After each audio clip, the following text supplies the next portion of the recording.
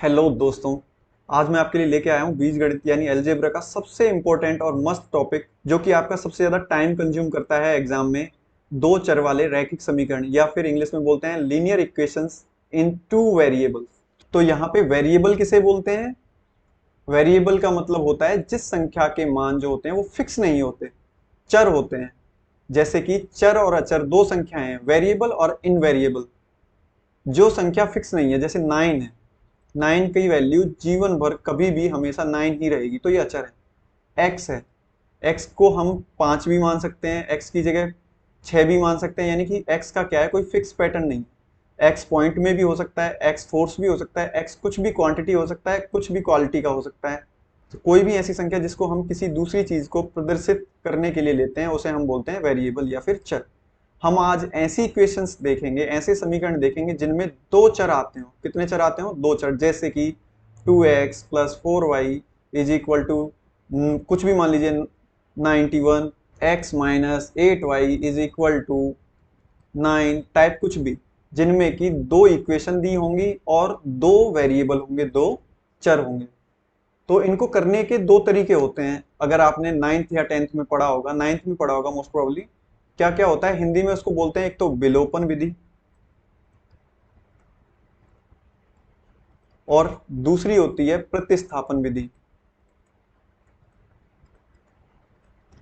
ये दोनों तरीके आपको आते होंगे, लेकिन ये दोनों तरीके एग्जाम के हिसाब से टाइम कंज्यूमिंग है। तो आपको क्या करना है कि यहाँ पे बिल्कुल शॉर्ट टाइम में कोशिश ये भी रहे कि आपको पेन भी ना उठाना पड़े और आप एक्स वाई के वैल्यू निकाल सको।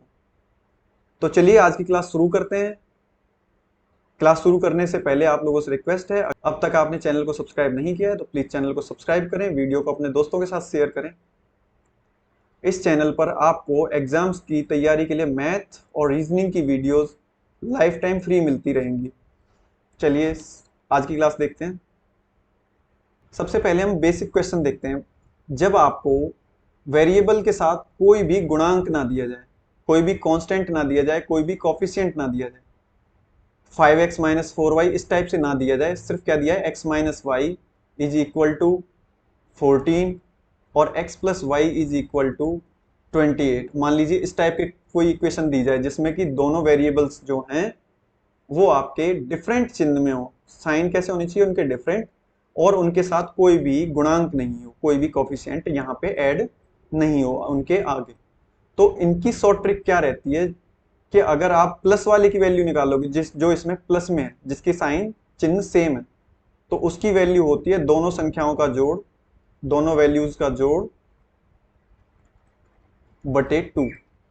अगर इसको सॉल्व करेंगे तो 42/2 कितना हो जाएगा, 21।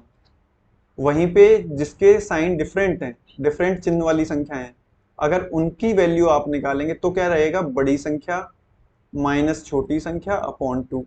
इसको सॉल्व करेंगे तो 14/2 क्या हो जाएगा, ये 7। तो ये है बेसिक। अब हम चलते हैं कुछ एडवांस क्वेश्चंस की तरफ, जो कि आपसे आज तक CHSL, CPO, MTS टाइप के एग्जाम्स में पूछे गए हैं। अब देखिए 3x minus 4y is equal to 7, 2x plus 7y is equal to 7। First step में इसकी ट्रिक देखिए।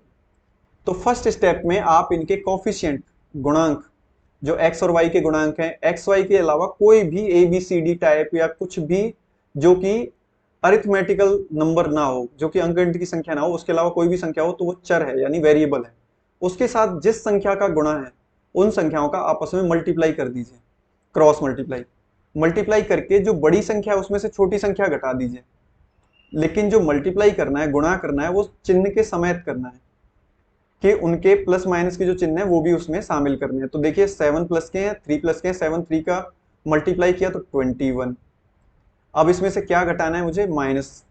2 4 जा 8, 8 किसके हो जाएंगे, माइनस के। अब अगर देखिए यहाँ पे ये माइनस ना होता, प्लस होता, और यहाँ पे पीछे जो है वो गुणा करके और यहाँ पे जो पीछे गुणा करके है वो 21 से बड़ी संख्या आती, तो आप 21 को उसमें से घटाते। हमेशा याद रखना बड़ी संख्या में से छोटी संख्या घटानी है।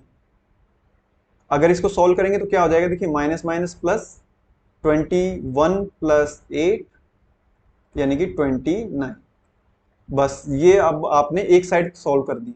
अब देखिए आपसे एग्जाम में एक ही वेरिएबल का मान निकालने के लिए पूछा जाएगा, या तो x का या y का। सपोज करिए कि आपसे x और y दोनों के मान निकलवाए, तो आप कैसे निकालेंगे? तो देखिए जब हम शॉर्ट में निपटा रहे हैं तो शॉर्ट में ही देखते हैं कैसे करना चाहिए। आप देखिए अगर आपको सपोज करिए y की वैल्यू निकालनी है, तो आप y की जो वैल्यूज हैं, y का जो सिस्टम है उसको छुपा लीजिए, बाकी का क्रॉस मल्टीप्लाई करेंगे इक्वलिटी की साइड से। लेकिन आपको ये ध्यान रखना है, आपको वो संख्या का वैल्यू पहले निकालना चाहिए, उस संख्या को छुपाना चाहिए जिसके साथ के गुणा करने पर थोड़ा ज्यादा लंबा चौड़ा कैलकुलेशन हो जाएगा। अगर मैं x की वैल्यू पहले निकालूं तो मुझे y वाले के साथ मल्टीप्लाई करना पड़ेगा, तो ये क्या है, थोड़ा कैलकुलेशन ज्यादा दिख रहा है। यहाँ वैसे ज्यादा है नहीं, बहुत छोटा है। तो ये मैं सिर्फ आपको बेसिक के लिए बता रहा हूँ कि आपको सबसे पहले वो चीज सॉल्व करनी चाहिए जिससे कि आपकी कैलकुलेशन ईजी हो जाए। तो देखिए सबसे पहले हम यहाँ पे x की वैल्यू निकालते हैं। x की वैल्यू निकालेंगे तो x वाली संख्याओं को छुपा देंगे। छुपा दिया, x है ही नहीं। अब देखिए आपको क्रॉस मल्टीप्लाई करना है इस साइड से, तो अब करिए आगे मल्टीप्लाई। 7 7 जा 49 प्लस के 49 और 24 जा 96 किसके, माइनस के। अब बताइए दोनों में से बड़ा कौन है? ऑब्वियसली 49 बड़ा है। 49 जो बड़ा है उसमें से माइनस के 96 को घटाइए, माइनस का चिन्ह लगा दीजिए, घटाइए, और जो भी आंसर आएगा उसमें से जो 29 निकल के आया उसका भाग दे दीजिए। तो कितना निकल के आएगा, इसको सॉल्व करेंगे तो 145 अपॉन 29। तो x की वैल्यू जो निकल के आई आपकी वो क्या निकल के आई, 5। आगे जो भी क्वेश्चन आप एग्जाम में सॉल्व करेंगे तो उसके बाद में आपको दूसरे का इस तरीके से निकालने की जरूरत नहीं है। आप किसी भी एक इक्वेशन में x की वैल्यू रखो, जैसे कि मान लीजिए पहले वाले में मैं रख दूं x की जगह पे 5, तो 3x यानी कि 3 गुणा 5 माइनस के 4y इज इक्वल टू 7। अगर ऐसे सॉल्व करेंगे तो देखिए 5 दिया 15, 15 इस साइड आएंगे तो 7 में से 15 जाएंगे तो माइनस के 8 बचेंगे, माइनस के 4y is equal to -8, minus से माइनस खत्म, y बराबर 2। ये रहेगा एग्जाम का तरीका। लेकिन अभी हम पहला ही क्वेश्चन देख रहे हैं। अगर हम x को पहले सॉल्व ना करके एग्जामिनर हमसे सिर्फ y की वैल्यू पूछे तो हमें डायरेक्ट y सॉल्व करना है, वो कैसे करेंगे? तो सेम वे आप y को सॉल्व करना चाहते हैं तो y को यहां रखिए और इसको छुपा दीजिए। अब क्रॉस मल्टीप्लाई करिए x की वैल्यूज के साथ, तो 24 3 जा 72, y की वैल्यू निकाल रहे हैं हम 72 एंड 7 2 जा 14। अब बताइए 72 और 14 में कौन बड़ा है, 72। तो 72 में से 14 को घटाएंगे और किसका भाग देंगे, भाग हमेशा जो सबसे पहले क्रॉस मल्टीप्लाई एक ही साइड का निकल के आता है उसका देंगे, 29। इसको सॉल्व किया तो 58 अपॉन 29 क्या निकल के आया, 2। अगर आपसे x और y की डायरेक्ट वैल्यू पूछ ली जाए कि x की बताओ y की बताओ, तो आप इस तरीके से निकाल दो डायरेक्ट। वरना अगर आपको दोनों की निकालनी है तो आप पहले एक की इस तरीके से निकालो, दूसरे की इक्वेशन में वैल्यू रख दो, जल्दी से निकल आएगी। उम्मीद करता हूं कि आपकी समझ में आया होगा। चलिए नेक्स्ट क्वेश्चन देखते हैं। चलिए करिए डायरेक्ट, यहाँ पे x और y दोनों की वैल्यू निकालनी है। तो चलिए देखिए यहाँ पे मैंने आपको पहले ही बोला है कि आप उस चीज को पहले सॉल्व करो जिससे कि आपकी कैलकुलेशन इजी हो जाए। अगर मैं x को छुपा के इसके साथ कैलकुलेशन करवाऊं तो थोड़ी बड़ी लगेगी, लेकिन अगर मैं x के साथ करवाऊं तो थोड़ी इजी लगेगी। लेकिन चलिए हम इस क्वेश्चन में पहले y की वैल्यू निकाल। तो सबसे पहला स्टेप हमें क्या करना होता है, हमें इक्वल टू की ही साइड वाले, इस साइड वाले के क्रॉस मल्टीप्लाई करके नीचे वाली संख्या निकालनी होती है। करिए 5 5 जा 25 और दूसरी संख्या निकली 2 7 जा 14, वो भी किसके, माइनस के। बड़ी संख्या कौन सी है, 25। 25 में से किसको घटाएंगे, माइनस के 14 को। माइनस करेंगे, घटा दो, क्या निकल के आया भाई, माइनस माइनस प्लस हो जाएगा। 25 और प्लस के 14 कितने हो गए, 39। ये वो संख्या है जो आपको भाग देना है। अब इधर निकालिए। अब मान लीजिए मुझे y की वैल्यू चाहिए, तो y को मैं छुपाऊंगा, बाकी का क्रॉस मल्टीप्लाई करूंगा आपस में। तो 27 को 5 में मल्टीप्लाई किया तो कितना हो गया, 135। 9 को 2 में मल्टीप्लाई किया तो 18। बड़ी संख्या कौन सी है, 135। तो 135 में से 18 को घटाइए। मैं बीच में माइनस का चिन्ह पहले इसलिए नहीं लगा रहा कि जिससे कि हम पहले कंपेयर कर सकें कि बड़ी संख्या कौन सी है, तब फिर हम बड़ी संख्या में से छोटी संख्या को घटा सकें। भाग किससे देना है मुझे, 39 से। 135 में से अगर 18 को घटाया जाएगा तो 117 आएगा और 39 का भाग देना पड़ेगा।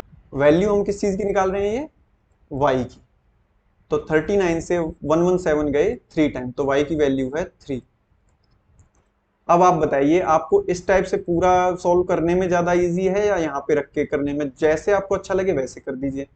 अगर आप इसी इक्वेशन में रख के देखें, किसी भी एक इक्वेशन में y की जगह पे 3, मान लीजिए 2x प्लस 5y में अगर रख के देखें तो y की जगह पे 3 रखेंगे तो क्या हो जाएगा, 5 मल्टीप्लाई 3 15, 15 इधर आएंगे तो क्या हो जाएंगे, 27 में से 15 गए तो 12, 2x बराबर क्या हो जाएगा 12, x बराबर क्या हो जाएगा 12/2 यानी कि 6। इजी है। लेकिन अगर हमें ट्रिक से देखना होता, सपोज करिए कि हम पहले x की वैल्यू निकाल के लाते, तो कैसे करते?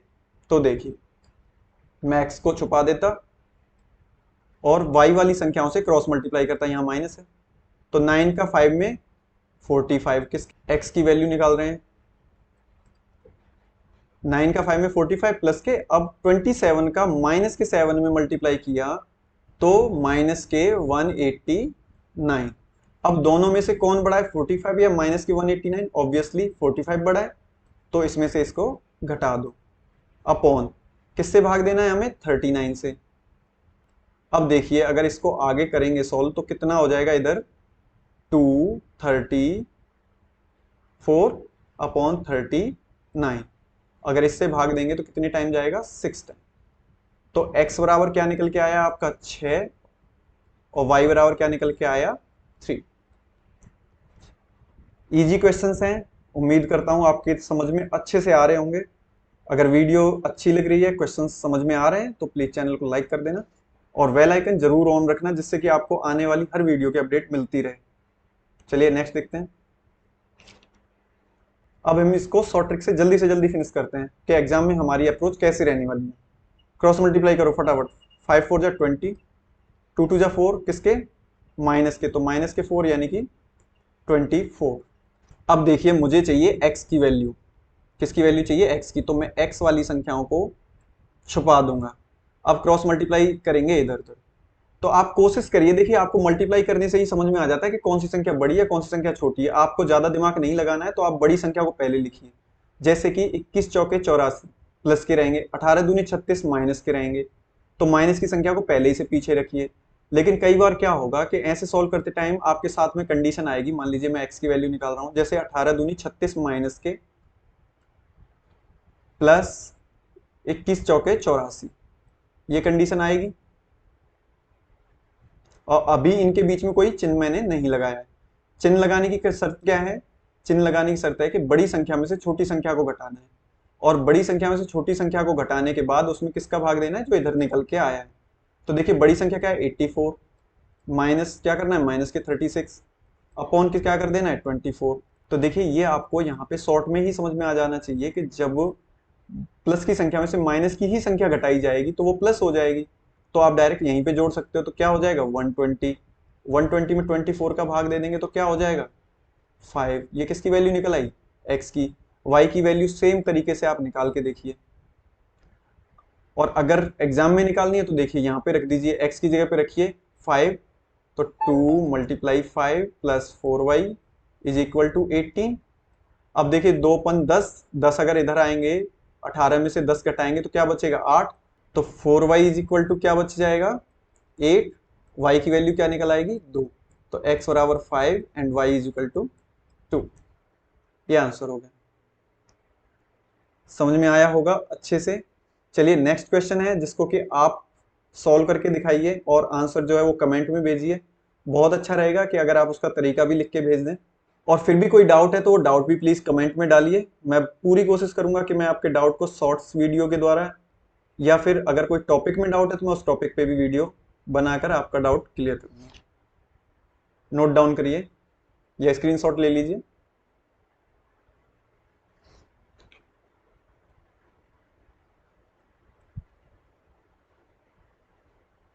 चलिए मिलते हैं नेक्स्ट वीडियो में कुछ फ्रेश टॉपिक्स के साथ।